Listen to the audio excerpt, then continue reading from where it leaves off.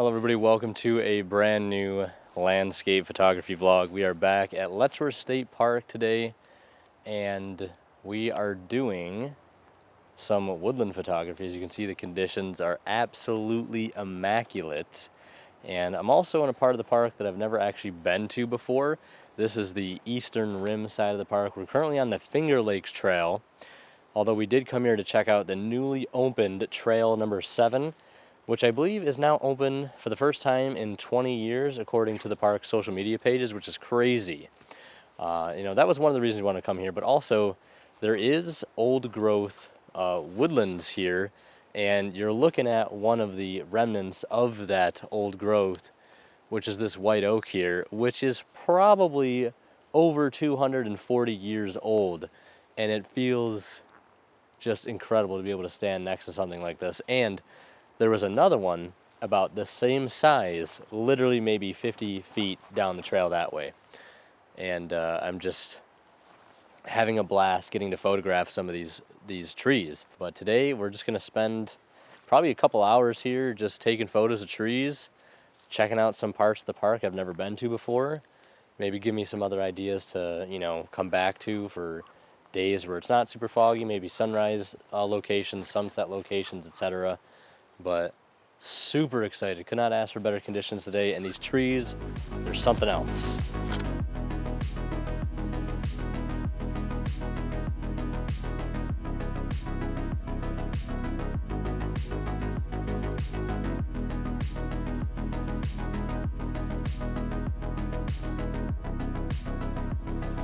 So we moved down the trail a little bit. We're going down the Finger Lakes Trail, which again branches off a little bit from Trail 7, which is back that way. But we've been seeing a lot of really awesome, what you could consider old growth trees along this trail. So we're going to keep heading down it.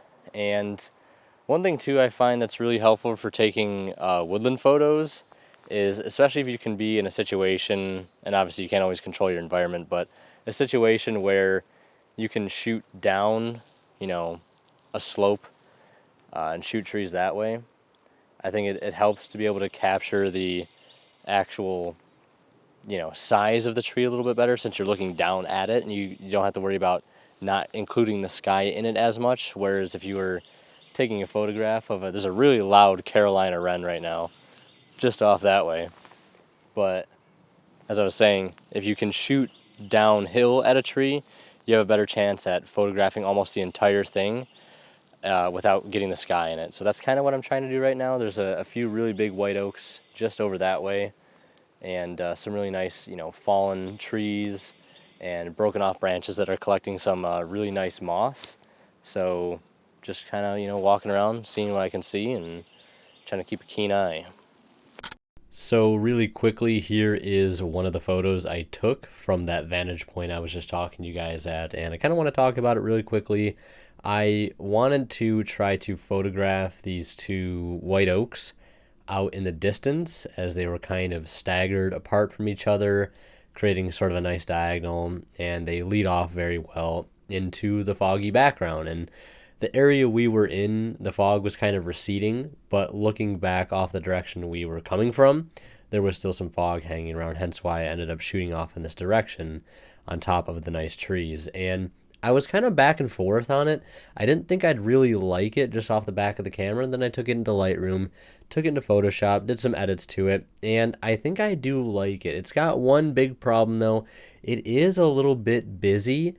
Obviously, there's a lot going on in the foreground. There's tons of intersecting branches, but those two oak trees still manage to stand out very well and are very, very good focal points for the image, which I think make it just a little bit stronger than it would be otherwise. So for that reason, I decided to work on it and include it in the video. And yeah, sometimes you just got to take a chance on a composition and, see if it works out later, right? Because you'd rather have the photo and not like it than not have the photo at all, right? So just food for thought. And let's continue on with our hike along the Finger Lakes Trail at Letchworth State Park. So we just made our way down the trail a little bit more, and we've come across a really, really nice composition. Now, along the walk up to this point, because we are kind of walking uphill right now, I have been looking down through the woods as it slopes down towards the Genesee River, looking for potential compositions. I thought I found a couple, some really nice looking trees. And again, with the weather that we're having right now, the moss looks really vibrant and green, and everything else just in general looks really lush.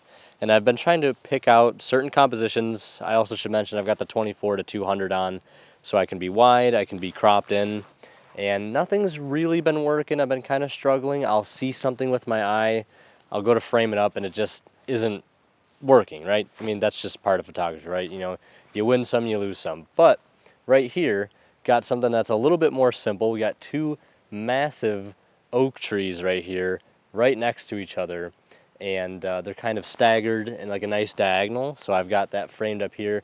This big one, there's a little smaller tree that kind of separates the two of them, and then just beyond that, you have another tree.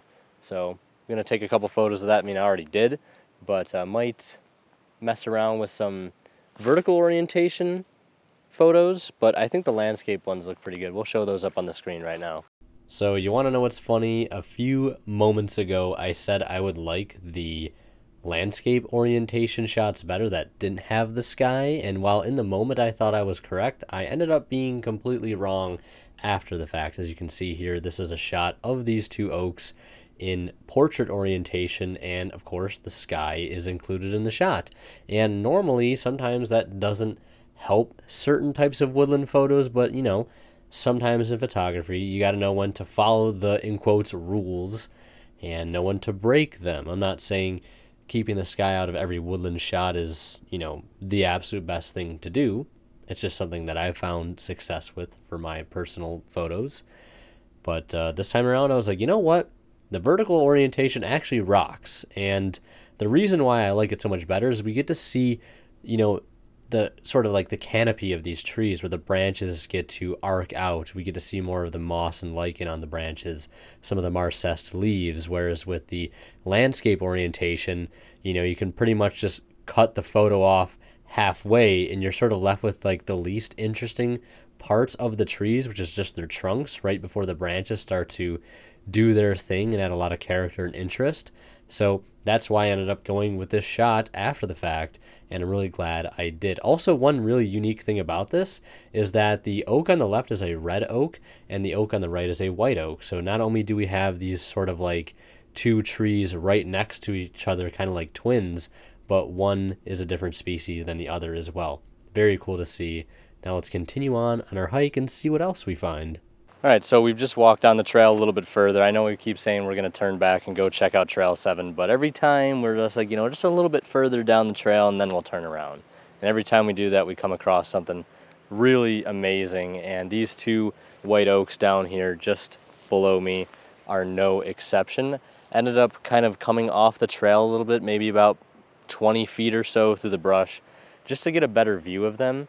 And I'll show you guys really quickly just one sort of unedited photo so I can kind of like explain something here of both of these trees together. And I really like them because the moss and the lichen on them is being brought out a ton by the humidity and the rain, giving them some excellent color and contrast.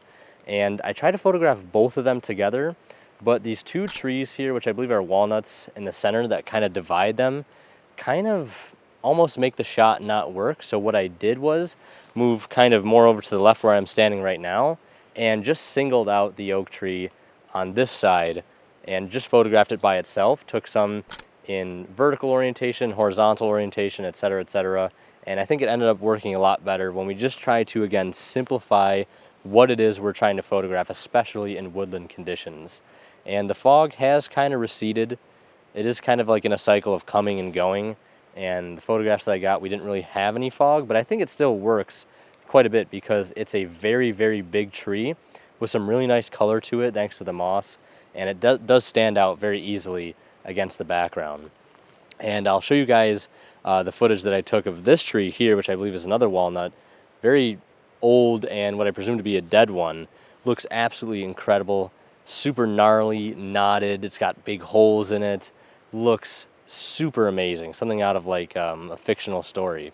And I took a couple photos of that, and looks really awesome. I can only imagine, like I said, there'd be like a little eastern screech owl hiding in the little opening there, but not lucky enough for that right now. But we're gonna keep moving. I think the Genesee Arch Bridge is just down the trail that way, so we might as well just go ahead and check that out, and then finally turn around and go back and check out Trail 7.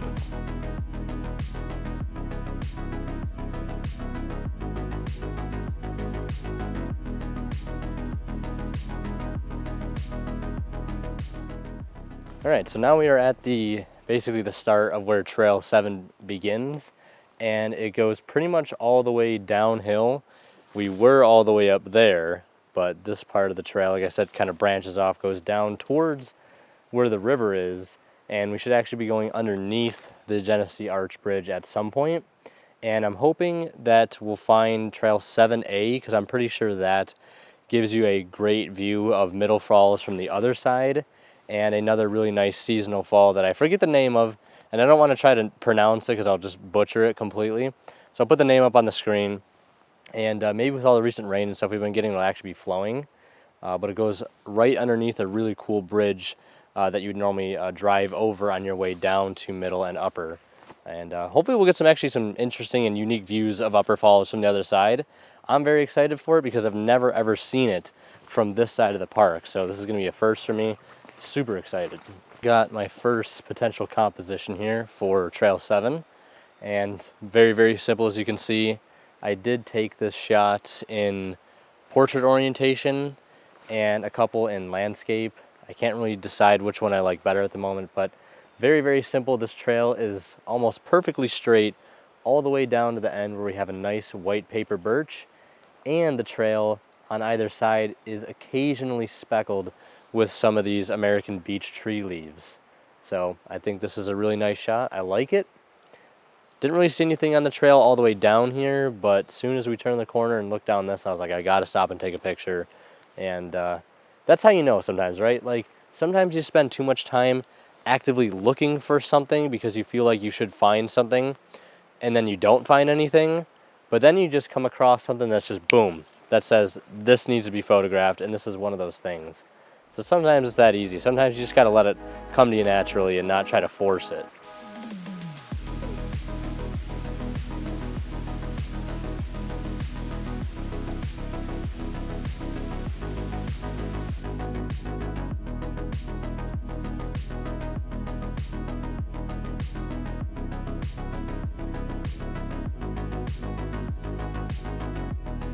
So here we are, finally, the Genesee Arch Bridge. From an angle I've literally never ever seen it before. I'm always so used to seeing it from just down there on the other side. Little chickadee over there. I just took a vertical orientation photo, did a focus stack to get the entire trail, because, you know, while I don't really like how the sky looks right now, it's just a big white blob. But, you know, with some little bit of mist and rain in the air, it does kind of create a nice dreamy soft box look. And I mean, it's just an iconic part of the park, and I figured I might as well get one photo of it, even if I don't like it that much. You know, my mind will always change later. It could always change later to be like, man, I wish I would have got a photo of it. So I said, why the hell not? Just the way it looms over this trail here, I'm very excited to see the views that we get from down there. So I think that's what we're gonna do. I'm gonna walk down there, get some B-roll, take some photos, plain and simple. So as we made our way down towards the Upper Falls, we got to walk, of course, underneath the Genesee Arch Bridge. And as we got closer and closer, the sound of the waterfall got louder and louder. And eventually, before you know it, everything was getting coated in mist. Now, like I said, I've never walked this area before, so I didn't know exactly how close we would get to Upper Falls. But turns out we got pretty damn close, like literally right on the edge. Of course, I didn't go on the edge, probably about 10 feet back or so, just for safety reasons. And I ended up snagging this photo just down the trail a little way from the last bit of B-roll you saw, a little bit ways back, I guess. And what I really liked here was not only, again, this is a very unique view of Upper Falls, but the branches that I normally wouldn't like in the top left and right, actually kind of work here, honestly. And there's like this perfect break in the mist. And I was able to do a little sort of work in editing there to try to enhance that little break in the mist, because on the other side you have a really nice layer of leaf litter on the forest floor, and there's one of those American beech trees just holding it down. So I added a little dehaze, brought up the exposure a little bit, warmed it up a little bit, so that little sort of break in the mist from this roaring torrential waterfall is just a little bit more enhanced, I guess. It'll pop it out a little bit more, and it looks awesome. So really happy with this photo. Didn't think I'd like it that much, but it's one of those things that gets better with time. And let's continue on with our journey. So we have successfully made our way a bit further down the trail number 7, and we got some really incredibly unique views of Upper Falls. I'll try to show you guys a couple of photos of those. It was pretty intimidating standing that close to it, but I mean, it's one hell of a view, and I could definitely see maybe revisiting when it's a little drier, right? But I mean, other than that, it was a pretty nice vantage point. Definitely a super unique photo, and one I'm very happy that I got. But we're coming down the trail a little bit further, getting farther away from the waterfall, which is nice because now it's not as misty and I can actually film with the mic. But for those that don't know, there was a canal that was built on this side of the Genesee back in the early 1800s. So all of this was pretty much clear cut for the most part. And I believe they were trying to connect the Allegheny River to some other location. I can't remember exactly, but that's what they were trying to do. And so there is some remnants of that sort of old canal still here. It's relatively flat, and you can still see some of what I presume this here to be anyways. But there's a nice shot to be had here. There's this maple tree, or is that a maple tree? Yeah, what looks to be some kind of maple tree that has still managed to hang on to just a few leaves. And the way it kind of arcs over this little stream here, I really like the way that it looks. And there's also some really nice moss on the branches too. And there's some ferns in the background, which are just picking up a lot of great color. The water's completely still. So let's take a look at that photo. And as you can see, I think it just looks really nice. Even got that broken tree there on the bottom of the frame, kind of pointing up towards that leading branch that kind of extends nicely out over the water. Really like that shot. And looking down that way, I see a whole bunch of white paper birch. I'm excited to photograph that.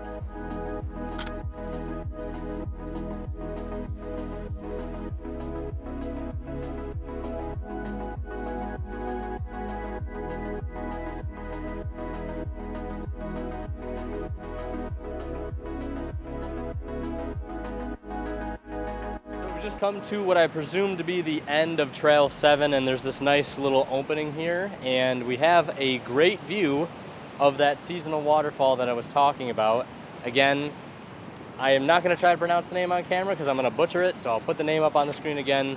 And it's flowing really well, which is no surprise. The Genesee River looks like chocolate milk.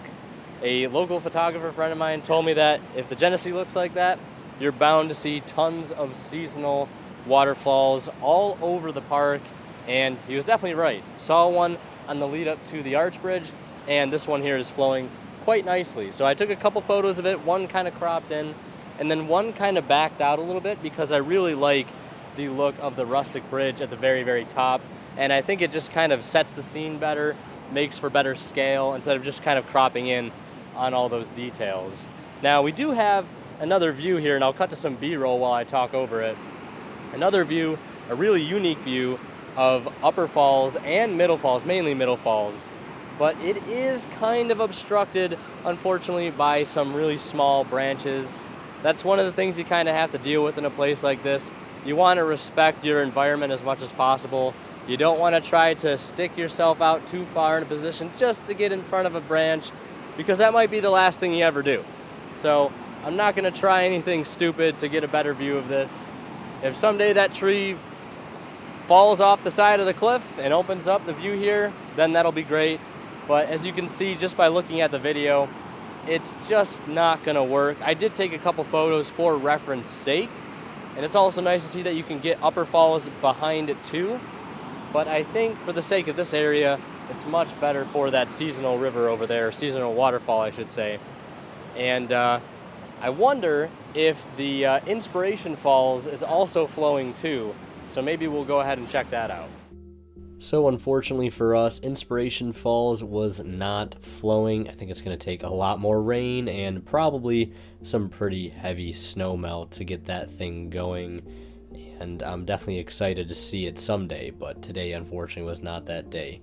Regardless, I did end up grabbing one more photo that I managed to have edited in time to finish this vlog. There was a couple more that you'll see on my social media, but this one in particular of this birch tree roughly right where we turned around at, and I just really liked the way it was kind of separated from everything else. Was able to get it really sharply in focus, and the fog was really starting to pick up in the background, so much so that we actually couldn't even see the other side of the gorge wall at certain points. You could vaguely make out where the Inspiration Point lookout was, so it was creating this really nice soft backdrop, and a lot of those branches still had some leaves left on them, adding for a nice, interesting, while not too distracting background, letting the slightly arched branch or trunk of this birch to really stand out and take center stage, and I really like it quite a bit. But yeah, stay tuned for other photos that I haven't shared in this video to be shared on my social medias. Link to those in the description as well. They'll be up on my website as well for you to check out or purchase if you're interested. But that is going to do it for this vlog. Thank you guys so much for joining me, and I'll catch you guys on the next adventure.